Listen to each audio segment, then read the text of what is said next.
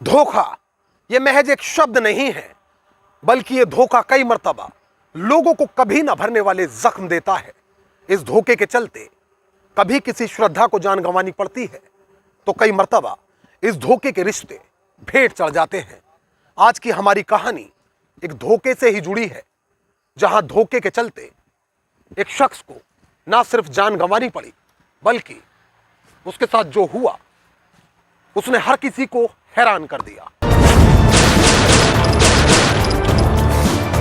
नमस्कार, आदाब दोस्तों, मैं आपका साजिद सैफी हूं और आप बेबाक रिपोर्टर की खास पेशकश बेपर्दा देख रहे हैं।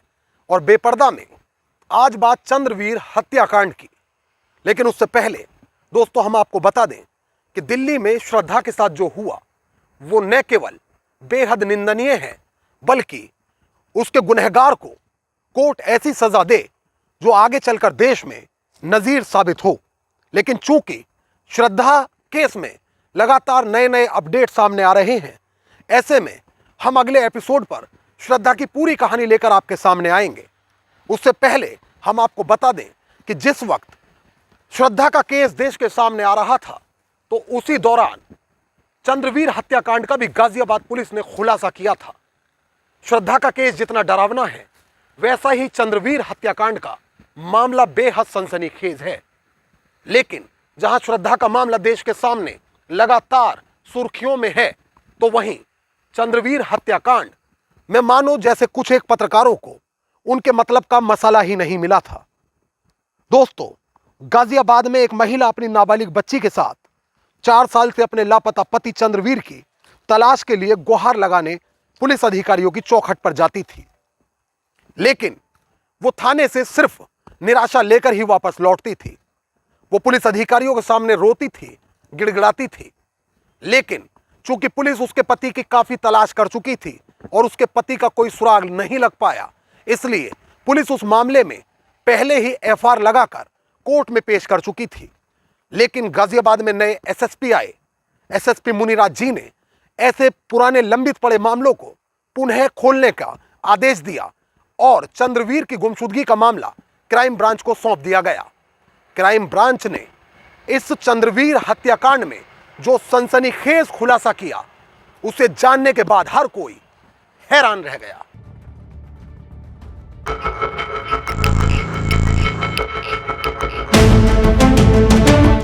तारीख 18 सितंबर 2018, वक्त रात के करीब 12 बजे। स्थान गाजियाबाद के नंदग्राम का सिकरोड़ गांव। यहां आज भी हर रात ही की तरह चंद्रवीर अपने बिस्तर में सोने गया था, मगर वह अपने बिस्तर से अचानक लापता हो गया। बताया गया कि चंद्रवीर अक्सर शराब के नशे में ही घर लौटता था, इसलिए सोचा गया कि शायद नशा कम होने के कारण चंद्रवीर एक बार फिर शराब की खोज में निकल गया है और वो सुबह तक घर वापस लौट आएगा। मगर ऐसा हो न सका, क्योंकि चंद्रवीर फिर कभी घर लौटा ही नहीं। घटना के 1-2 दिन बाद चंद्रवीर का भाई भूरा नंदग्राम थाने पहुंचा और उसने भाई चंद्रवीर की गुमशुदगी दर्ज कराई। मगर कहानी में नया मोड़ तब आ गया जब चंद्रवीर की पत्नी सविता ने अपनी 12 साल की मासूम बेटी के साथ थाने पहुंचकर शिकायतकर्ता भूरा पर ही पति को गायब करने का आरोप लगा दिया। खैर, मामले की जांच की गई, मगर पुलिस फिर भी चंद्रवीर का कोई सुराग नहीं लगा पाई। वक्त बीतता गया और धीरे धीरे चंद्रवीर की फाइल भी अन्य गुमशुदगी के मामलों ही की तरह थाने के किसी कोने में पड़ी धूल फांकने लगी। कहा जाता है कि तत्कालीन थाना पुलिस ने बिना चंद्रवीर की बरामदगी के ही मामले में एफआईआर लगाकर उसे कोर्ट में भी पेश कर दिया था। मगर चंद्रवीर कहां गया, वो किस हाल में है, उसे किसने गायब किया? क्या सच में शिकायतकर्ता यानी चंद्रवीर के भाई भूरा ने ही उसे गायब किया है? ऐसे कई बुनियादी सवाल अब भी पुलिस के सामने सीना ताने खड़े थे। लेकिन फिर भी इस रहस्य से शायद कभी पर्दा न उठता यदि गाजियाबाद के वर्तमान एसएसपी मुनिराज जी द्वारा पुराने अनसुलझे मामलों की फाइल को एक बार फिर से न खुलवाया गया हो। चंद्रवीर का मामला भी अब क्राइम ब्रांच को सौंपा गया।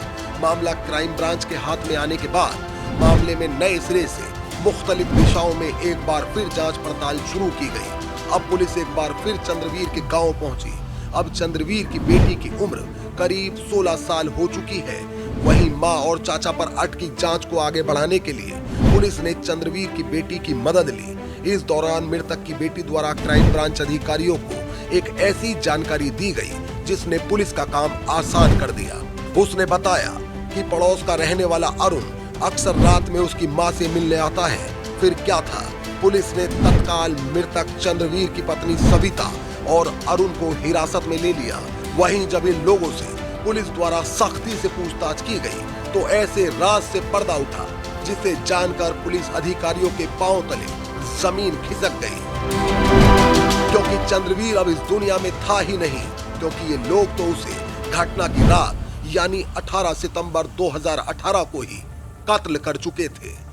दरअसल हत्या आरोपी अरुण न सिर्फ मृतक चंद्रवीर का हमसाया था, बल्कि उसकी दीवार भी चंद्रवीर के घर की दीवार से मिली थी। इस बीच इन दोनों के बीच पारिवारिक रिश्ते हो गए। अरुण अक्सर चंद्रवीर के घर आया जाया करता था और वह चंद्रवीर की बीवी से भाभी कहकर मजाक भी कर लिया करता था। लेकिन उस वक्त चंद्रवीर को इस बात का कहां कोई इल्म था कि जिसे वो भाभी कहकर संबोधित कर रहा है, एक दिन वह उसके प्रेम प्रसंग में पड़ने के बाद चंद्रवीर को ही रास्ते से हटा देगा। अब से करीब 4 साल पहले हत्या आरोपी अरुण ने चंद्रवीर की पत्नी के साथ मिलकर उसकी उस वक्त हत्या कर दी जब चंद्रवीर शराब का सेवन करके घर वापस आया था। चंद्रवीर के सोते वक्त हत्या आरोपी अरुण ने चंद्रवीर के सिर में गोली मारी। जिस वक्त घटना को अंजाम दिया गया उस वक्त चारपाई के नीचे बाल्टी लगाई गई ताकि खून की छींटें फर्श पर न फैलें। उसके बाद चंद्रवीर की लाश को पहले से खोद कर रखे गए गड्ढे में ले जाकर दबा दिया गया और फिर उस गड्ढे पर फर्श करा दिया गया ताकि उस लाश का राज हमेशा के लिए उस गड्ढे में दफन हो जाए। लेकिन कहते हैं ना कि अपराधी चाहे जितना शातिर क्यों ना हो, कानून के हाथ एक ना एक दिन उस तक पहुंच ही जाते हैं। दरअसल घटना वाली रात चंद्रवीर बेफिक्री की नींद सो रहा था। देर रात अरुण उसके घर आया। सविता ने दरवाजा खोल दिया। अरुण ने सिर में गोली मारकर चंद्रवीर की हत्या की। सविता पहले से बाल्टी लिए खड़ी थी। सिर से निकला खून बाल्टी में भर लिया गया ताकि फर्श पर न गिरे। इसके बाद दोनों ने बाहर जाकर देखा कि गोली चलने की आवाज से लोग जाग तो नहीं गए, लेकिन वहां कोई नहीं था। दोनों शव को उठाकर ले गए। इसे अरुण के घर में रखा गया। अरुण ने 4 दिन तक गड्ढा खोदा। सबके पास धूप बत्ती और अगरबत्ती जलाता रहा ताकि बाहर बदबू न जाए। गड्ढा 6 फुट गहरा हो जाने पर रात के अंधेरे में सविता के साथ मिलकर शव को उसमें दबा दिया गया। इससे पहले शव को गड्ढे में रखते समय सविता की नजर चंद्रवीर के चांदी के कड़े पर पड़ी। इस पर चंद्रवीर का नाम लिखा था। अरुण ने कहा कि अगर कभी भी राज खुला और पुलिस ने गड्ढा खोदकर शव निकाला तो कड़े से पहचान हो जाएगी। ऐसे में पहले उन्होंने हाथ से कड़े को उतारने की काफी जद्दोजहद की, लेकिन ऐसा नहीं होने पर अरुण ने कुल्हाड़ी से कड़े वाला हाथ ही काटकर अलग कर दिया। इसे पास की केमिकल फैक्ट्री के पास गड्ढा खोदकर दबा दिया गया। साजिश के तहत अरुण वारदात से पहले माँ बाप को मेरठ स्थित अपने मकान में छोड़ाया था। अब गड्ढे के ऊपर फर्श करा लिया गया, जबकि कहा जाता है कि जिस जगह चंद्रवीर की लाश दफन थी अरुण कई बार उसके ठीक ऊपर अपना बिस्तर लगाकर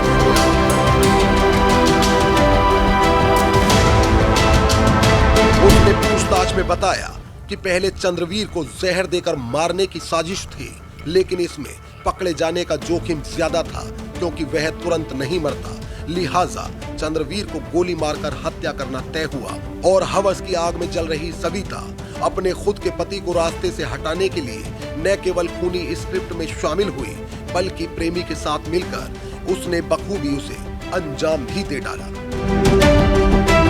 खैर, पुलिस ने सविता और अरुण की निशानदेही पर अरुण के घर में गड्ढा खोदकर चंद्रवीर का कंकाल बरामद कर लिया है और इनके चेहरों को बेपर्दा करके पुलिस ने अब इन्हें सलाखों के पीछे भेज दिया है। मोहित भाटी के साथ न्यूज डेस्क, बेबाक रिपोर्टर। तो दोस्तों, फिल वक्त मुझे दीजिए इजाजत, लेकिन यदि आप बेबाक रिपोर्टर पर बेपर्दा के और भी एपिसोड देखना चाहते हैं तो हमारे चैनल बेबाक रिपोर्टर को तुरंत सब्सक्राइब करिए, बेल आइकॉन दबाइए। यदि आप हमारे एपिसोड पसंद करते हैं तो उन्हें शेयर भी जरूर किया कीजिए। रिपोर्ट को लेकर आपकी क्या राय है वो हमें कमेंट करके बताइए। एक नई कहानी के साथ हमारी आपसे फिर होगी मुलाकात और बेबाक रिपोर्टर पर फिर एक नया चेहरा होगा बेपर्दा। तब तक के लिए आदाब, नमस्कार, जय हिंद।